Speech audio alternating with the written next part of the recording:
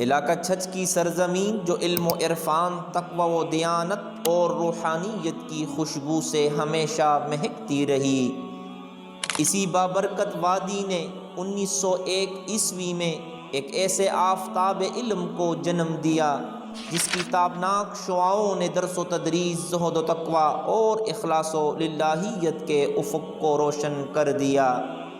یہ وہ ہستی تھی جو کم عمری ہی سے علم کے سمندر میں غوطہ ہوئی۔ ذہانت، فہم و فراست اور غیر معمولی بصیرت نے انہیں اپنے ہم عصر علماء میں ممتاز کر دیا۔ جامعہ اسلامیہ ڈابیل جیسے عظیم علمی ادارے میں پہلی پوزیشن حاصل کرنا ان کی علمی عظمت اور فکری بلندی کی روشن دلیل بن گیا۔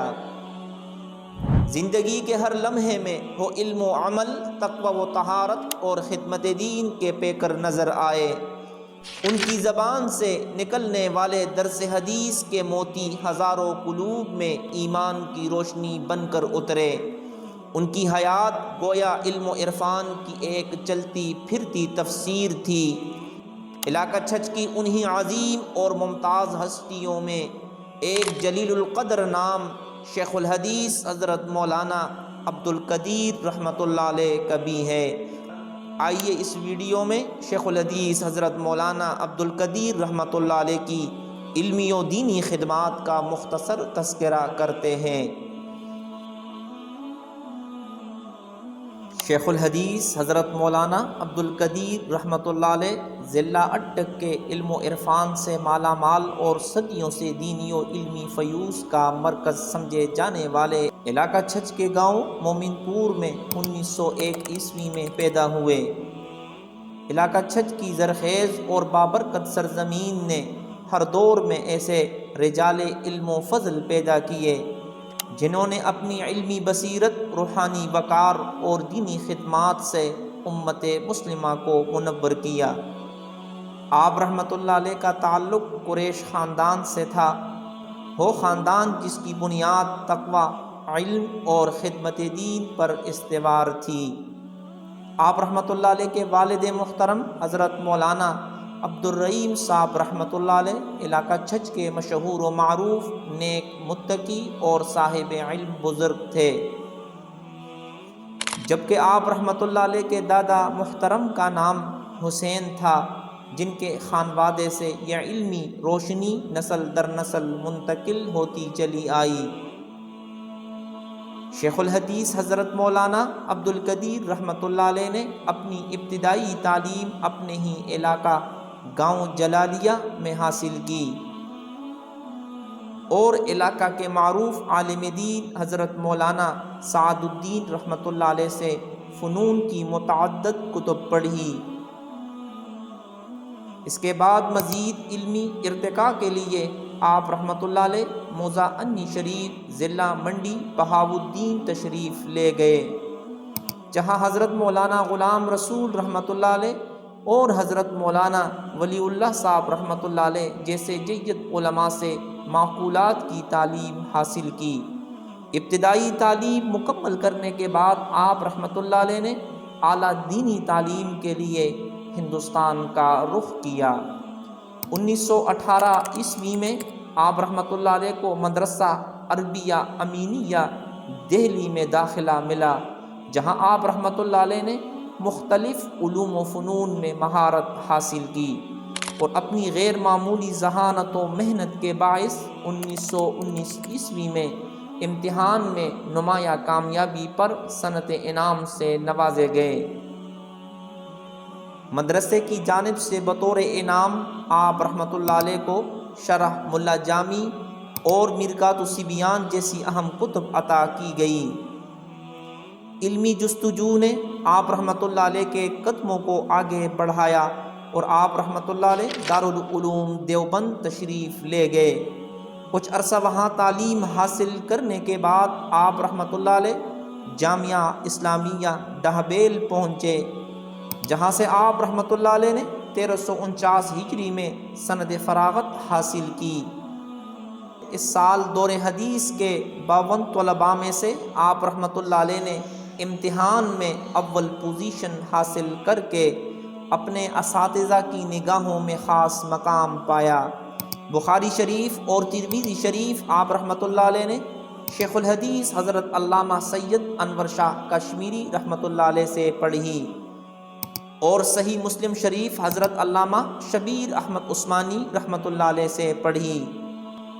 اسی طرح علم حدیث میں آپ رحمۃ اللہ علیہ کے دیگر اساتذہ میں حضرت مولانا سراج احمد رشیدی رحمۃ اللہ علیہ، حضرت مولانا مفتی عتیق الرحمن رحمۃ اللہ علیہ، حضرت مولانا سید محمد ادریس رحمۃ اللہ علیہ، حضرت مولانا محمد جبار رحمۃ اللہ علیہ، اور حضرت مولانا محمد یحییٰ صدیقی رحمۃ اللہ علیہ جیسے جید علماء شامل تھے۔ جامعہ اسلامیہ ڈابیل میں قیام کے دوران آپ رحمۃ اللہ علیہ نے حضرت علامہ انور شاہ کشمیری رحمۃ اللہ علیہ سے 2 مرتبہ بخاری شریف کا سماع کیا۔ فراغت کے بعد وطن واپسی پر قیام پاکستان سے قبل چند سال آپ رحمۃ اللہ علیہ مدرسہ انوار العلوم گجرانوالہ میں تدریس کے فرائض سر انجام دیتے رہے۔ بعد ازاں 1351 ہجری میں آپ رحمۃ اللہ علیہ جامعہ اسلامیہ ڈابیل تشریف لے گئے، جہاں آپ رحمۃ اللہ علیہ نے نہایت اخلاص کے ساتھ تدریس کے فرائض سر انجام دیے۔ آپ رحمۃ اللہ علیہ نے وہاں تفسیر جلالین، صدرہ شمس بازغہ، حمداللہ قاضی اور دیگر اہم علوم کی کتابیں پڑھائیں اور طلباء کے دلوں میں علم و تقوی کی روشنی جگائی۔ جامعہ اسلامیہ ڈابیل میں تدریس کے بعد حضرت شیخ الحدیث مولانا عبدالقدیر رحمۃ اللہ علیہ 1355 ہجری میں اپنے وطن واپس تشریف لائے۔ آپ رحمۃ اللہ علیہ نے تقریباً 10 سال تک ہزروں میں قائم معروف دینی ادارہ مدرسہ چاہ میاں صاحب میں تدریس کے فرائض سر انجام دیے۔ روزانہ اپنے گاؤں مومن پور سے پیدل سفر کر کے حضر و آنا اور علم کے پیاسے طلباء کو فنون و تدریسی کتب پڑھانا آپ رحمۃ اللہ علیہ کے خلوص، شوق تدریس اور استقامت کی عظیم مثال ہے۔ 1365 ہجری میں آپ رحمۃ اللہ علیہ دوبارہ ڈابیل تشریف لے گئے اور وہاں ایک بار پھر تدریس کے منصب پر فائز ہوئے۔ تاہم 1947 عیسوی میں برصغیر کی تقسیم کے بعد آپ رحمۃ اللہ علیہ ہندوستان واپس نہ جا سکے۔ قیام پاکستان کے بعد آپ رحمۃ اللہ علیہ نے ملک کے مختلف شہروں کے ممتاز مدارس میں علم دین کی شمع روشن رکھی۔ شیخ الحدیث حضرت مولانا نصیر الدین غرغشتوی رحمۃ اللہ علیہ کے انتقال کے بعد آپ رحمۃ اللہ علیہ کو 3 سال تک اس کی مسند حدیث سنبھالنے کا شرف حاصل ہوا، جہاں آپ رحمۃ اللہ علیہ نے طلباء کو دور حدیث کی کتب پڑھائی۔ اس کے بعد کچھ عرصہ اپنے گاؤں مومن پور میں اپنی مسجد میں تدریس فرمائی، پھر طویل مدت تک ملک کے مختلف علمی مراکز میں تدریسی خدمات انجام دیتے رہے۔ آپ رحمۃ اللہ علیہ نے مدرسہ قاسم العلوم فقیر والی ضلع بہاول نگر میں 12 سال تک تدریس فرمائی۔ اسی طرح آپ رحمۃ اللہ علیہ دارالعلوم فیصل آباد، جسے اس وقت کے معروف مبلغ حضرت مولانا مفتی زین العابدین رحمۃ اللہ علیہ نے قائم کیا تھا، میں 3 سال تک تدریس فرماتے رہے۔ بعد ازاں آپ رحمۃ اللہ علیہ نے اوکاڑہ کے 2 ممتاز مدارس یعنی جامعہ محمودیہ عیدگاہ اوکاڑہ اور جامعہ عثمانیہ گول چوک اوکاڑہ میں علم دین کے جام تقسیم کیے۔ جامعہ محمودیہ اوکاڑہ میں قیام کے دوران اللہ تعالیٰ نے آپ رحمۃ اللہ علیہ کے ہاتھوں ایک عظیم روحانی انقلاب برپا فرمایا۔ اسی دور میں مناظر اسلام وکیل احناف حضرت مولانا محمد امین صفدر اوکاڑوی رحمۃ اللہ علیہ آپ کی مدلل اور عالمانہ گفتگو سے متاثر ہو کر غیر مقلدیت سے توبہ کرتے ہوئے اہل سنت والجماعت حنفی دیوبندی سے وابستہ ہوئے۔ حضرت مولانا امین صفدر اوکاڑوی رحمۃ اللہ علیہ نے بعد میں اپنی مشہور تحریر میں حنفی کیسے بنا میں واضح طور پر اعتراف کیا کہ انہیں راہ حق پر لانے والا دراصل شیخ الحدیث حضرت مولانا عبدالقدیر رحمۃ اللہ علیہ کا علم استدلال اور اخلاص تھا۔ اس کے بعد بھی آپ رحمۃ اللہ علیہ نے اپنی عمر کے آخری ایام تک تدریسی سفر جاری رکھا۔ 1977 سے 1990 تک آپ رحمۃ اللہ علیہ دارالعلوم تعلیم القرآن راولپنڈی میں شیخ الحدیث کے منصب پر فائز رہے۔ یوں تقریباً 60 سال تک آپ رحمۃ اللہ علیہ مسلسل تدریس و خدمت دین میں مصروف رہے، اور اس طویل عرصے میں بے شمار علماء، محدثین اور مبلغین آپ رحمۃ اللہ علیہ کے فیض یافتہ ہوئے۔ آپ رحمۃ اللہ علیہ کے شاگردوں میں ایسی جلیل القدر شخصیات شامل ہیں جنہوں نے برصغیر میں علم حدیث کے چراغ روشن کیے، جن میں شیخ الحدیث حضرت مولانا سرفراز خان صفدر رحمۃ اللہ علیہ، حضرت مولانا صوفی عبدالحمید سواتی رحمۃ اللہ علیہ، حضرت مولانا ظہور الحق رحمۃ اللہ علیہ، حضرت مولانا محمد ایوب رحمۃ اللہ علیہ، حضرت مولانا محمد صابر رحمۃ اللہ علیہ، حضرت مولانا عبدالسلام رحمۃ اللہ علیہ، اور حضرت مولانا امتیاز خان وغیرہ قابل ذکر ہیں۔ اللہ تعالیٰ نے آپ رحمۃ اللہ علیہ کو علم و تقوی کے ساتھ وہ مقام عطا فرمایا کہ سینکڑوں نہیں بلکہ ہزاروں تشنگان علم نے آپ رحمۃ اللہ علیہ سے علوم نبوت حاصل کیے، اور خود بڑے مدارس کے اساتذہ و مشائخ بنے، لیکن اس مقام و مرتبے کے باوجود آپ رحمۃ اللہ علیہ کے اندر انتہائی درجہ کی عاجزی، انکساری، متانت اور وقار پایا جاتا تھا۔ آپ رحمۃ اللہ علیہ کی سادگی اور بے نفسی آپ کے حسن سیرت کی روشن دلیل تھی۔ دوران تعطیلات جب گاؤں تشریف لاتے تو کھیتی باڑی اپنے ہاتھوں سے کرتے اور اس میں کبھی آر محسوس نہ کرتے۔ علاقے کے علماء، طلباء اور عوام سے بے پناہ محبت رکھتے، ان کے دکھ سکھ میں شریک ہوتے۔ علاقہ بھر کے عوام الناس اپنے جرگے اور مسائل کے حل کے لیے ان کی گاؤں آمد کے موقع پر ان کی خدمت میں حاضر ہوا کرتے تھے۔ یوں آپ رحمۃ اللہ علیہ کی شخصیت علاقہ بھر میں مسلمہ اور سراپا خیر تھی۔ آپ رحمۃ اللہ علیہ نے 1953 کی تحریک ختم نبوت میں بھرپور حصہ لیا اور عرصہ 10 ماہ ملتان جیل اور ساہیوال جیل میں قید و بند کی صعوبتیں برداشت کیں، اور اس کے بعد بھی 1968 اور 1977 میں چلنے والی تحریکات میں صف اول کا کردار ادا کرتے رہے۔ جمعیت علماء اسلام سے گہری وابستگی بلکہ تنظیمی سرگرمیوں کی سرپرستی آپ رحمۃ اللہ علیہ کا در امتیاز تھی۔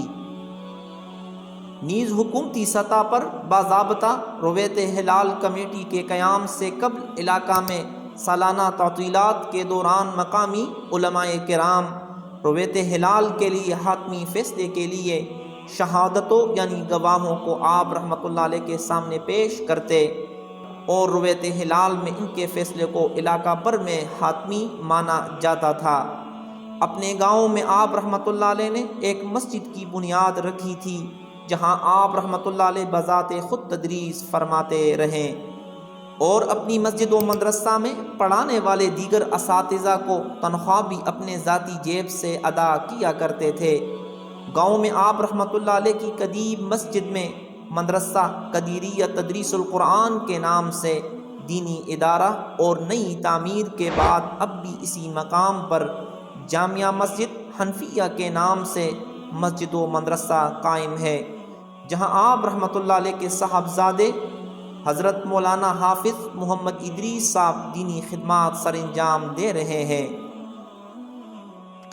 نیز مومن پور گاؤں میں آپ رحمۃ اللہ علیہ کی آبائی زمین پر ایک وسیع و عریض مسجد و مدرسہ قدیریہ تدریس القرآن کی جدید خوبصورت دیدہ زیب عمارت آپ رحمۃ اللہ علیہ کی دینی و علمی خدمات کے تسلسل کی روشن اور درخشندہ مثال ہے۔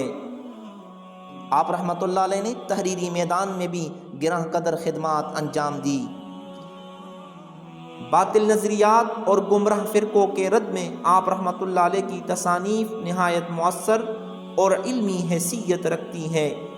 ان میں تدقیق الکلام، توثیق الکلام اور ارشاد العلماء خاص طور پر قابل ذکر ہیں۔ وفات سے تقریباً 10 دن قبل آپ رحمۃ اللہ علیہ دوران تدریس بخار میں مبتلا ہوئے۔